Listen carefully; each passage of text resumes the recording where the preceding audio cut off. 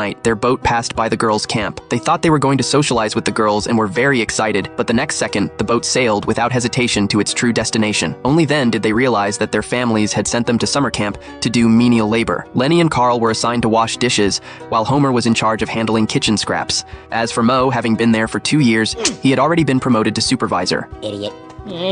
Oh no, my retainer! The girl reached out her hand, searching for it, unaware that it had fallen into Homer's hands. Homer kindly returned her retainer to her, and as expected, received her sincere thanks. They began talking through the curtain. Homer told her straightforwardly that she had brought color to his otherwise dull life of menial work, because here he could talk to her. The girl was touched by his sweet words and agreed to meet him. Homer's friends were all excited for him, and offered him suggestions one after another. They dressed him up in the hottest pirate style of the time, and even found Captain to ferry him across the river so he could make a dazzling entrance. She was the prettiest girl I'd ever seen.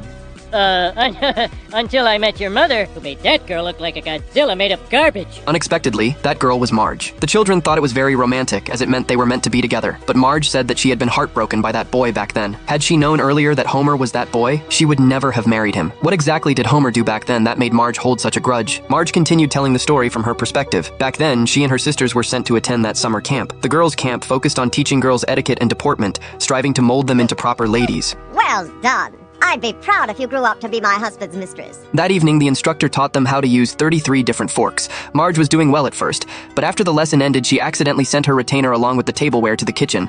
Fortunately, a boy inside returned it to her. Marge was grateful to him and asked for his name. The other girls were certain his name was something low rent, either Bob or Homer. Their teasing voices reached Homer's ears. I'm Elvis.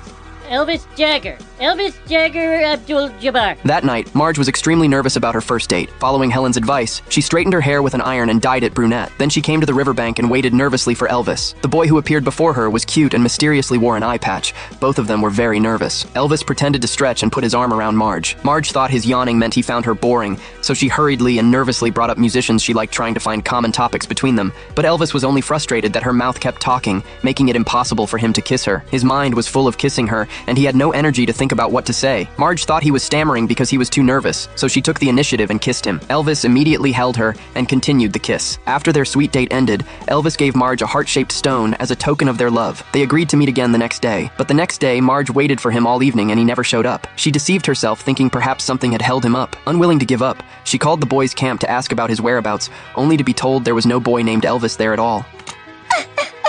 That boy I kissed wouldn't even tell me his real name. Selma and Patty didn't want her to keep feeling sad, so they told her that all boys are like this. They only want the kissing part, and once they get it, they leave. Marge was heartbroken by Elvis. She smashed the heart-shaped stone and left the summer camp. For many years afterward, she couldn't bring herself to trust any boy again. Then Homer began to explain why